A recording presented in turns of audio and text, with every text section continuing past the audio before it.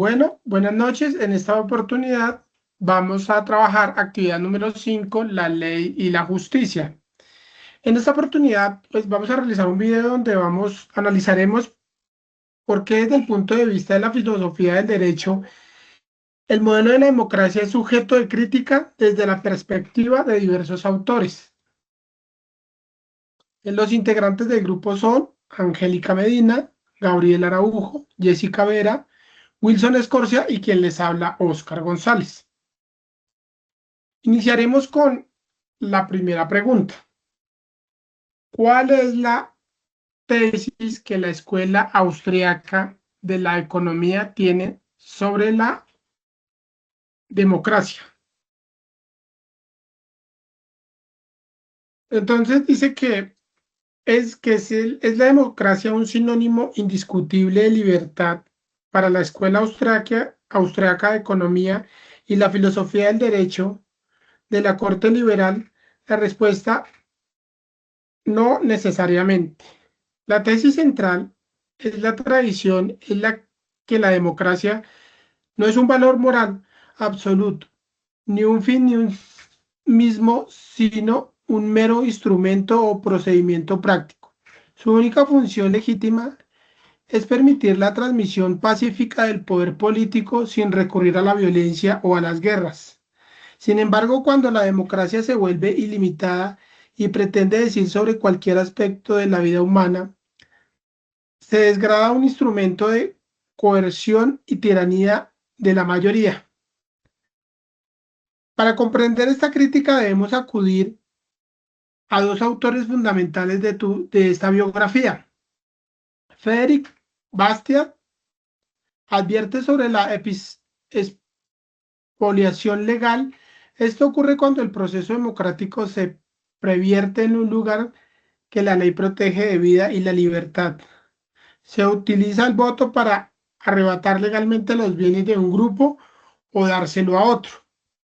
Rojas González, el filósofo del derecho, González recuerda que desde la filosofía jurídica que una norma no se vuelva justicia ni legitime solo porque lo vote el 51%. Un parlamento convierte la voluntad de la mayoría única fuente de justicia. Es caer en un positivismo jurídico peligroso, donde cualquier atropello puede ser legalizado si se consiguen los votos suficientes. Digamos que por su parte, Giovanni Sartori, La libertad y la ley, profundizan cómo las democracias modernas sufren la inflación legislativa. Confundimos la verdadera ley, marcos generales y abstractos de conducta, con decretos de regulaciones votados por mayorías coyunturales. Cuando el poder político invierte medianamente leyes, cada detalle de la vida social y la libertad se disuelven.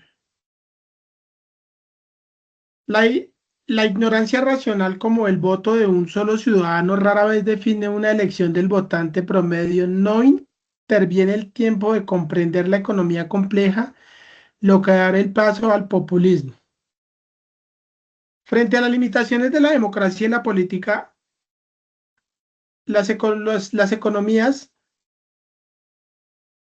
en la política votadas cada 4 años por un paquete cerrado de promesas, un candidato pierde y queda sometido a las decisiones de la mayoría. En el mercado existe un sufragio diario y continuo. Cada moneda gastada es un voto. Pero la diferencia en la política del marco respeta las minorías de un grupo pequeño de personas. Desea un bien específico al mercado, se le ofrece sin imponerse al resto de la sociedad.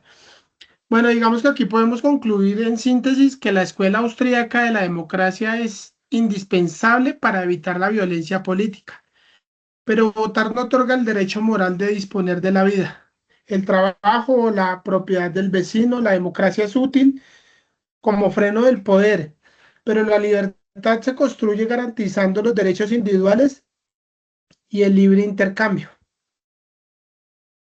Bueno, en esta segunda pregunta le voy a dar paso a mi compañero Wilson Escorcia, que nos resolverá cuáles son los argumentos que utiliza la escuela austriaca de economía para su crítica a la democracia. Bueno, para la Escuela Austriaca de Economía, la democracia tiene fallas graves y la crítica principal se sostiene en dos ideas claves que encontramos en autores como Bastiat y Sartori. Primero vamos a hablar de Bastiat, que nos dice que la ley deja de proteger y se vuelve un robo legal. Bastiat explica que la ley debería ser únicamente para cuidar la vida, la libertad y la propiedad privada de las personas. Pero en la práctica democrática esto cambia por completo. Como los políticos necesitan ganar votos, usan el Estado para repartir favores, subsidios y ayudas a cambio de apoyo popular. ¿Qué pasa con esto? Que la ley se pervierte, se convierte en una herramienta legal para que un grupo le quite dinero del fruto de su trabajo a otro a través de los impuestos. En lugar de haber justicia, se premia el saqueo institucionalizado. Entonces, en la vida cotidiana, esto se ve mucho con las personas que trabajan con el Estado, que utilizan el poder para favorecer a unos con tal de ganar votos a futuro. Entonces, bueno, la otra, eh, la otra opción o el otro argumento, más bien, es según Sartori. Y él dice que el peligro de que la ley cambie por capricho de las mayorías. Bueno, él advierte que cuando todo queda en manos de lo que decide la mayoría numérica en una democracia, la libertad individual corre un riesgo enorme. Las leyes pierden su estabilidad y su respeto, porque cambian cada 4 años dependiendo del gobernante o de la moda política del momento. Para la escuela de pensamiento, una democracia sin límites firmes termina volviéndose una tiranía, donde la minoría o el ciudadano de a pie quedan indefensos ante las decisiones de la masa y del Estado. Entonces, en la vida diaria, digamos que también, bueno, un candidato o un grupo de personas que se identifican con un partido pasó recientemente en las elecciones presidenciales. Entonces, estas personas o este grupo queda en minoría ante el poder perdón, que ejerce el que ganó o el partido que ganó. Entonces, eso básicamente es, es lo que nos dan estas ideas. Y con esto resolvemos a la pregunta. Ahora le doy paso a la compañera Jessica Vera, que va a hablar de cuál es la tesis que la Escuela Austriaca de Economía tiene sobre la monarquía. Abordando la tesis que la Escuela Austriaca de Economía sostiene sobre la monarquía, desarrollada profundamente por autores libertarios como Hans Hermann Hoppe y enmarcada en la tradición del pensamiento de Mises y Hayek, debemos partir de una premisa contraintuitiva pero rigurosa desde la filosofía del derecho. La escuela austriaca no defiende la monarquía por una nostalgia absolutista o divina, sino porque la analiza como un modelo de gobierno de propiedad privada frente a la democracia, que es entendida como un gobierno de propiedad privada. La tesis central plantea que la monarquía tradicional representa un mal menor en comparación con la democracia, principalmente por cómo la estructura de incentivos económicos afecta la preversación de capital, la producción de leyes y la justicia social. Entonces, en primer lugar, por la categoría de la preferencia temporal y la propiedad, un monarca o rey posee el monopolio del gobierno como un activo personal y hereditario. Al ser el dueño, el territorio en términos jurídicos y patrimoniales, su incentivo natural es de baja preferencia temporal. Es decir, a él le interesa cuidar su reino. Y en segundo lugar, por la relación con el derecho naturalista o naturalismo, la diferencia de los parlamentos democráticos, donde la ley se convierte en legislación positivista que combina, según las mayorías de turno y los grupos de posesión, en la monarquía tradicional. El rey estaba sujeto al derecho consuetudinario y al derecho natural. El monarca no inventaba el derecho todos los días mediante decretos. Su función era administrar la justicia bajo principios abstractos y existenciales. Por último, respecto a la coacción y la fiscalidad, la escuela austriaca sostiene que en una monarquía la población distingue claramente entre propiedades del rey y la propiedad privada de los súbditos. Por ello, el rey encuentra un límite ético y social muy claro.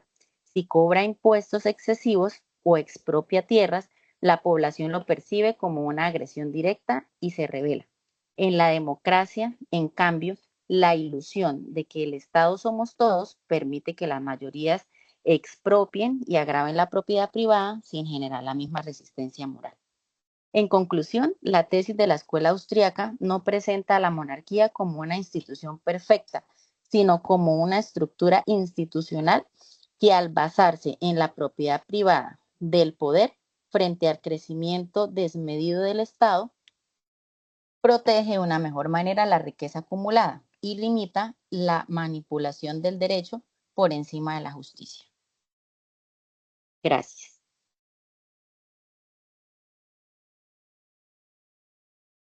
Resolveremos el cuarto interrogante sobre cuáles son los argumentos de la Escuela Austriaca de Economía para defender la monarquía. A ver, la democracia ha sido utilizada y criticada desde diferentes corrientes de la filosofía del derecho.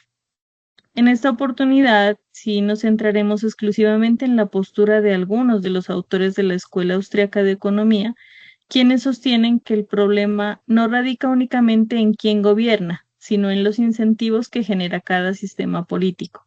A partir de esta idea, trataré de explicar por qué consideran que la monarquía tradicional ofrece ventajas frente a la democracia. Es importante aclarar que esta postura no busca defender el absolutismo. De hecho, hay muchos pensadores, como por ejemplo Frédéric Bastiat, que criticaba la idea de que un rey pudiera moldear la sociedad a su voluntad.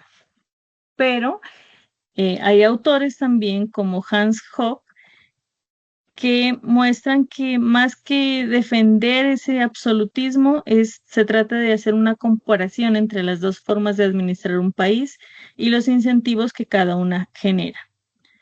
El primer argumento tiene que ver con la propiedad privada. Para la tradición austriaca, la propiedad es uno de los pilares que permite el orden social y el desarrollo económico. Desde esa perspectiva, un monarca ve el reino como un patrimonio que desea conservar, incluso aumentar, porque él sabe que lo heredará a sus descendientes.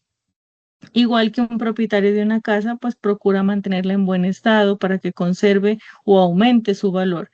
El monarca tendría incentivos para cuidar la riqueza de territorio a largo plazo.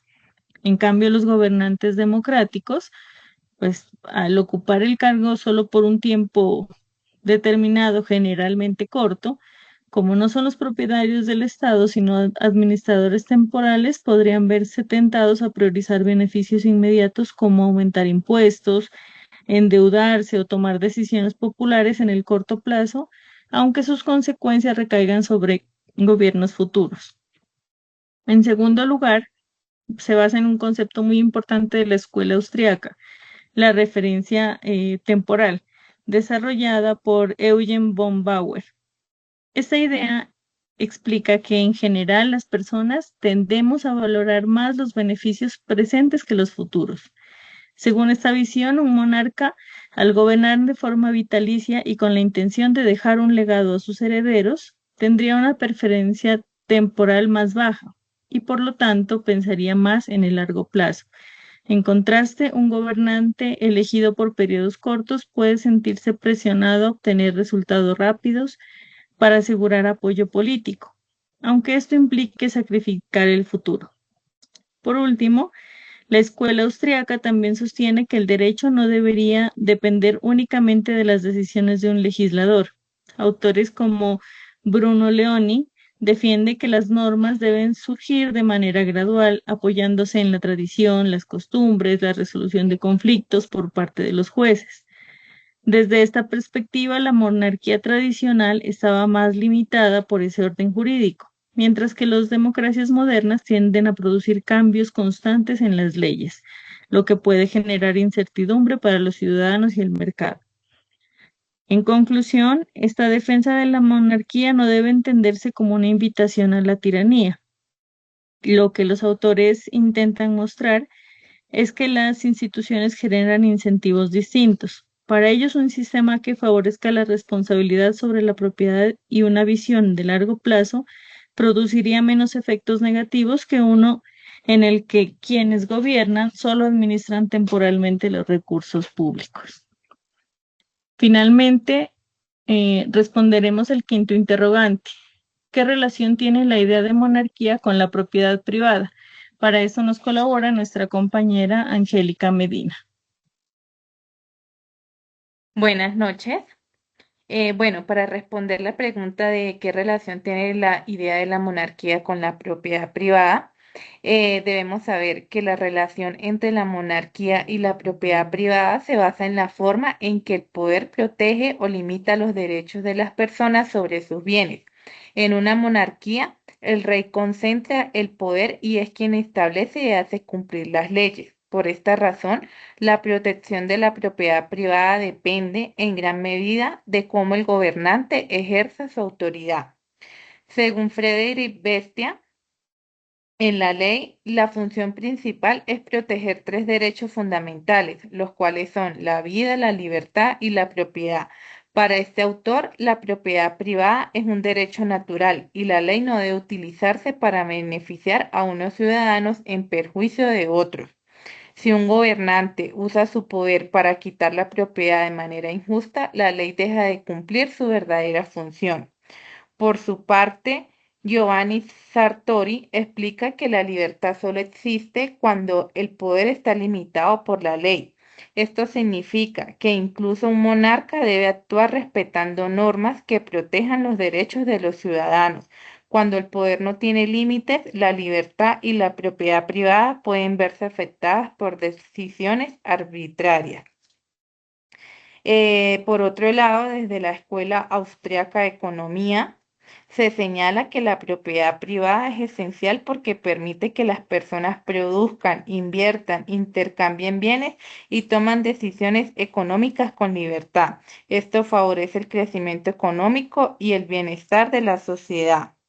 En conclusión, estos autores coinciden en que la propiedad privada es un derecho fundamental que debe estar protegido por la ley y no depender únicamente de la voluntad de un gobernante. Aunque en una monarquía el rey tiene un papel importante en la protección de la propiedad, lo ideal es que existan leyes que limiten el poder y garanticen ese derecho para todos los ciudadanos. Muchas gracias. Hola a todos.